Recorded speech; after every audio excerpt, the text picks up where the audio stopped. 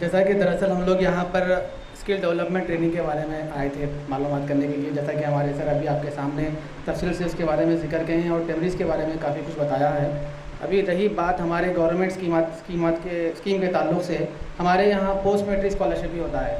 Post matric scholarship basically intermediate to degree PG के level में है। तो जो भी स्टूडेंट्स 10th के बाद इंटरमीडिएट कर रहे हैं या डिग्री कर रहे हैं, उन लोगों के लिए गवर्नमेंट स्कॉलरशिप प्रोवाइड कर रही है। तो उसके लिए पहले उन लोगों को ऑनलाइन करना रहता, उसके बाद कंसर्न कॉलेजेस हमारे पास लाके हार्ड कॉपी सबमिट करते। ये रहा। दूसरी चीज़ ओवरसीज़ एजुकेशन के ताल्लुक से अभी सर ने बताया था कि कुछ डिटेल्स बताओ। हमारे पास तेलंगाना गवर्नमेंट की जानिब से चीफ मिनिस्टर ओवरसीज़ स्कॉलरशिप के नाम से स्कीम है। जो भी स्टूडेंट्स डिग्री यहाँ पे करके अब्रॉड पढ़ने के लिए जाना चाहते हैं, उनके लिए ये ओवरसीज़ स्कीम है। अब्रॉड यानी USA, UK, Canada, south Korea, Japan, France 10 countries है जहाँ पे तेलंगाना गवर्नमेंट 20 लाख रुपए स्कॉलरशिप प्रोवाइड कर रही है। तो इसके लिए रिक्वायरमेंट है बेसिकली डिग्री में 60% अबव रहना है, जीआरई जीमैट में से क्वालिफाइड रहना है, आईएलटीएस टोफल पीटीई में से एक क्वालिफाइड रहना है। ये चीज़ें रहने से उनको ओवरसीज़ स्कॉलरशिप मिलती है। अभी जैसा कि अब वेकेशन हॉलीडेज़ है, आप लोग यहाँ पे कोर्सेज़ करने आए थे। मुझे याद है जब मैं बहुत 10th या इंटर के बाद एक मरतबा आया था यहाँ पे, हमारे खलेरे भाई रहते, तो यहाँ पे उस टाइम से भी यहाँ पे इंस्टीट्यूशन चल रहे हैं, कोर्सेज़ चल रहे हैं। तो मुझे एक छोटी सी कहानी याद आ गई संदीप माहेश्वरी की, जो मैं यूट्यूब में देखा था, आप लोगों के सामने शेयर करना चाह रहा हूँ। ये दो दोस्तों की कहानी है। उस ज़माने की बात है जब गाड़ी वगैरह नहीं रहते थे, तो एक गाँव में वो दो दोस्त अपने ननियाल के घर आए थे। तो दोनों अलग अलग घर के थे। तो खेलते खेलते गांव में इत्तेफाक से गांव के बाहर पहुंच गए। गांव के बाहर एक कुआं था, वो कुएं के करीब में खेलने लगे। एक बच्चा 10 साल का था, दूसरा 5 साल का था। तो खेल के दौरान वो जो छोटा बच्चा था, बड़ा बच्चा जो था 10 साल का, इत्तेफाक से कुएं में गिरा। अब वो लोग एकदम जान जिगरी दोस्त, एक दूसरे को छोड़ के नहीं रह सकते थे। तो वो लोग जैसे वो नीचे गिरा, वो हेल्प के लिए मदद मांगा। अब जो और एक दोस्त था उनका छोटा 5 साल का, उसको कुछ समझ में नहीं आया क्या करना है। वहाँ पे दूर दूर तक देखा, कोई हेल्प करने के लिए कोई मदद करने वाला भी नहीं था वहाँ पे। तो जल्दी से बाजू में बाल्टी रखी हुई थी, वो निकाला और कुएं में फेंका। बोला दोस्त तुम उसको पकड़ लो, मैं ऊपर खींच लूँगा। अब वो पागलों की तरह खींच रहा है। अब वो यहाँ तक कि आखिर में उसके हाथ पूरे एकदम लाल हो जाते हैं, तो भी वो हिम्मत नहीं आता और उस दोस्त को बचा लेता।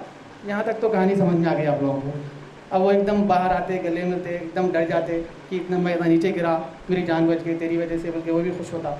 अब जैसे ये लोग गांव में आते, गांव में ये लोग सोच लेते कि घर जाकर हम नहीं बताएंगे घर वालों को कि ऐसा नीचे गिर गए थे, क्योंकि वही गुस्सा करेंगे, क्यों गए थे आप वहाँ पर, क्या ज़रूरत थी वहाँ कुएं के पास खेलने की। तो फिर भी इत्तेफाक से क्या होता, गाँव में सब लोगों को मालूम हो जाता। क्या मालूम होता कि जो बड़ा बच्चा था 10 साल का, वो कुएं में गिरा, उसको 5 साल का बच्चा बचाया। तो लोग यकीन ही नहीं करते, अरे एक छोटा बच्चा एक बाल्टी भर बकेट पानी नहीं उठा सकता, इन्हें बड़े बच्चे को कैसे बचा सकता, ये तो झूठ बोल रहे हैं लोग। लेकिन उस गांव में एक रहीम चाचा रहते। गांव में क्या, हर महल्ले में हर घर में कोई अच्छा आदमी रहता जो हमारी बात समझता। तो रहीम चाचा समझ गए, हाँ ये बच्चे सही बोल रहे हैं। तो जब गांव वालों को पता चला कि रहीम चाचा झूठ नहीं बोलते, तो आखिर में बात सही हो सकती। तो रहीम चाचा कहते हैं, पूरे गाँव वाले मिलकर रहीम चाचा के पास आए। बोले रहीम चाचा आपने कैसे यकीन किया कि इस छोटे बच्चे ने बड़े बच्चे को बचाया। रहीम चाचा बोले कि बच्चा साफ कह रहा है कि जिस वक्त वो बौली में गिरा था, तो वहाँ पर दूर तक भी उसको कोई मदद करने वाला नहीं था। तो वो एक सेकंड भी वेस्ट नहीं किया, बाल्टी निकाला, कुएं में डाला और उसको बचाया। तो सब लोग खामोशी से सुनते रहते। फिर जब रहीम चाचा एक इंपॉर्टेंट बात बोलते, ये इंपॉर्टेंट बात मैं आप लोग इसलिए बोल रहा हूँ कि ये बहुत इंपॉर्टेंट चीज़ है, आप गौर करिए। जब रहीम चाचा बोलते कि उस वक्त जब बड़ा बच्चा कुएं में गिरा था, उस छोटे बच्चे को ये बोलने वाला कोई नहीं था कि ये काम तुम नहीं कर सकते, इसीलिए वो कर पाया। अगर उसको बोल सकते तुम नहीं कर सकते, वो तो बिल्कुल नहीं करो। तो हर एक की ज़िंदगी में 2 दीवारें हैं। एक जो कोई भी बोलते कि तुम नहीं कर सकते, क्यों कर रहे हैं, अरे तुम लोग कोर्स नहीं कर सकते, अरे तुम्हारे लिए नहीं है। तो पहला सेल्फ कॉन्फिडेंस, हम कर सकते। तो अब ये जो वेकेशन हॉलीडेज़ में आप लोग आए कुछ जो भी कोर्सेज करने के लिए, तो अभी क्यों करना है, पहले इंटेंशन ये होना चाहिए, मकसद होना चाहिए। हम क्यों कर रहे हैं यहाँ पे, इतनी बड़ी टाइम निकाल रहे हैं, इतना कीमती वक्त है आप लोगों का। चाहे तो आप गेम खेल सकते थे, टीवी देख सकते थे, कहीं और जा सकते थे, फिर भी आप यहाँ पे आ रहे हैं। तो इसके पीछे एक मकसद है।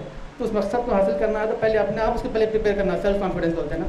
तो इन इंस्टीट्यूट्स के ज़रिए तेलंगाना गवर्नमेंट की जानिब से बहुत सारे इंस्टीट्यूट्स में बहुत सारे कोर्सेज प्रोवाइड कर रहे हैं।